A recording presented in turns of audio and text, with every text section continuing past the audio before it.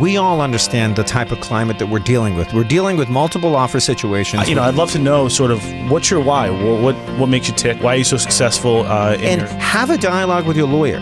Have a dialogue with your agent. Both sort of passionate about sort of what we do. Again, vet your agent to make sure that they're experienced and they're local. I like that idea. No excuse to miss it on Saturdays from 8 to 9. That's right. WBZ. And now, the show that gives you the latest and most relevant housing market news. Real Estate Radio Boston with financial expert Rick Shearer and legal professional Ali Alavi. Have you seen the trend? And we talk about it a lot on the show. Have you seen this trend? It's a popular trend today, but have you seen it in the past where the empty nesters are deciding that Boston is the place that they're going to go when the kids leave the nest? Oh, entirely.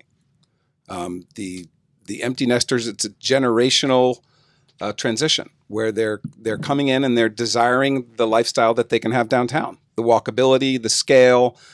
They like to be able to stroll to dinner, to have commercial woven into the landscape, and to plug into a community that is the opposite of monoculture. And it's providing them a lifestyle. And this is going on all over the world. What is somewhat more surprising is that the 30-somethings aren't looking to take their place particularly. And it's putting a lot of pressure on the downtown market that we have two generations with the same American dream simultaneously. It absolutely is. I mean, let me ask you this. Is our city, is this urban market prepared for the retention of these 30-something-year-olds that are having kids, that need to be able to utilize the services of that generation and their kids and so on and so forth? Well, we're prepared in the sense that the estimates for population growth over the next 20 years, which project 120,000 additional residents, the city has geared up for its long-term plan to foster the creation of that housing. And the private development community is certainly doing its part. Mm-hmm. I think we're not prepared in the sense that in terms of the affordability index, with the costs associated with living downtown, the math simply doesn't work for a lot of people. It doesn't. I mean, we're talking about projects that are now selling for $2,000 a square foot. Yeah. I mean, how is a police officer and a firefighter that are required to live in the city of Boston can afford those prices? Yes, I agree. There's other small little areas in other towns that probably afford them other possibilities, other opportunities. Well, you have people who are longtime residents of the city where they've owned their properties prior to a lot of the appreciation that we've seen. We do also have programs that allow for the creation of affordable housing, both on a rental and a moderate income sale basis. Right. And moderate income housing in the city of Boston would be luxury housing elsewhere. And yes, as you alluded to, there are communities just outside of Boston that are seeing a lot of growth because they're providing residents with some of the features that are associated with living downtown. We're also seeing a willingness on the part of some buyers to squeeze into a few less square feet than they might have been willing to in the past. But the point still stands. One of the issues that we're facing as we look to the future is the affordability constraint. Well, here's what I'll say. What you do with your clients is you give them that top team and really get their ducks in a row and help them really craft the offer so that they have the upper hand. And you know the market so well that Absolutely. You know what they should be paying. And if they decide to pay more, you can guide them into what does that mean? Sure. If the value doesn't come in, are you prepared to still buy that property? Because right now, if you're going to rent for another year and throw all that money away, or maybe pay a little bit extra for this property. So what you have the keening ability to do is, again, put your team all around your buyers, but also walk them through and put them on the really put their best foot forward. And that's a huge thing that a lot of agents just don't get. You mentioned multiple offer situations. Yeah, sure. And a lot of our buyers are going through this torture, right? I mean, and being unemotional, I think is a true asset. Do you find yourself dissuading your clients from making these emotional bad decisions? I sort of try to guide them and sort of saying to them, look, you can't worry about what anybody else is going to do. Okay. You have to focus on what your comfort level is with this property. Okay. How much does this fit what we've established as your goals, your needs? How long are we going to be in this property? Again, every property, every situation is unique. So I think a lot of times, we focus so much on this multiple offer situation, on these multiple offer markets, and sometimes having an agent who really knows, both on, because we do a lot of listings as well as buyer sides.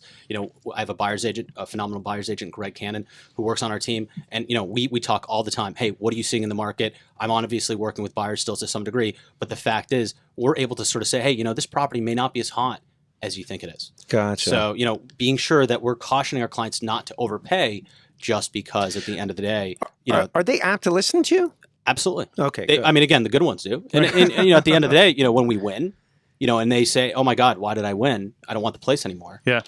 That's tough. Why didn't somebody else pay more for it than I did? Right. It's like why do they want me? Right. So that becomes an issue, and you have to kind of walk them back and say, "Hey, look, winning, there is no second place in real estate. Right. You either get the property or you don't." Right. I want to just touch upon real quick. One of the things that Keller Williams does extremely well is they really push teams. And you talked about Greg, your buyer's agent, who by the way is phenomenal. That's right. If you're looking in these marketplaces to attach to Greg, because you're a big listing agent. Sure. So if someone's looking in the Cambridge market, you might have a pipeline of deals that maybe aren't on MLS today, but maybe next week you've got a couple that and what's going on. Sure. And your office is very, very big in listings, so you get a little bit of an inside scoop on maybe what hits the market before it does. Yeah, to some degree. I think the technology has changed the landscape as well. You're obviously seeing on various platforms listings before they're on the market and getting a lot of attention that way. But one of the things that teams allow you to do is kind of create a wall, between yourself and that buyer side to be able to serve both clients effectively. Where I'm not compromising my integrity for the benefit of myself. Okay? Sure. Right. And I think that's what I caution buyers and sellers out there, is to really be attentive to how is a seller's agent going to handle if a buyer walks in off the street that does not have an agent. What is going to happen, and who are they going to put first? And I really want to say, this is a high integrity business. Because it's very easy to know who's not, doesn't have that. Right. Getting back to the lack of skilled labor, the lack of skilled workers to be able to sustain the new construction. I wanted to talk about, do you think that skilled laborers, individuals that are developers, are less engaged in new construction for clients that hire them because there is more profit to be gained by being involved in their own projects? Absolutely.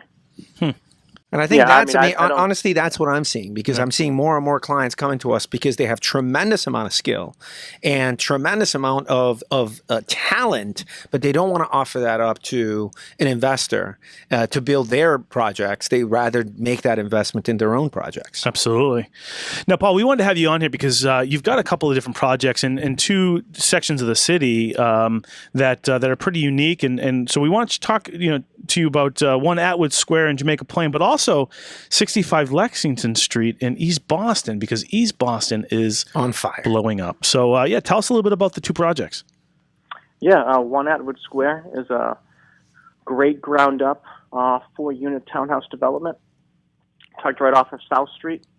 Great spot. It's I think it feels like what Harvard Square used to feel like maybe 20 or 30 years ago. A lot of great indie shops, a lot of independent bakeries, and all kinds of local places that I feel like Harvard Square used to feel like. That isn't quite the case anymore. They're all 3-bed, 2.5 bath, all about 1,300 square feet. They have some really cool smart home features, smart door locks that you can operate remotely. You can give the dog walker a virtual key. Some pretty cool stuff. Nice. Yeah. Even a smart dog feeder, isn't it? Even a smart dog feeder. Oh, you can watch your pet. You can talk to your pet. You can even shoot at treats while you're at work. I hope my wife's not listening. We just got a new puppy. I hope she's not listening to this. It's the last thing I need. Giving treats virtually. How much are these units going for, and when are they available, Paul? We have the first on the market now for $799. It's the kind of inside corner unit, so lots of light. Overlooks the so every unit has private outdoor space. This unit as well also has a great common patio for use of all 4 units.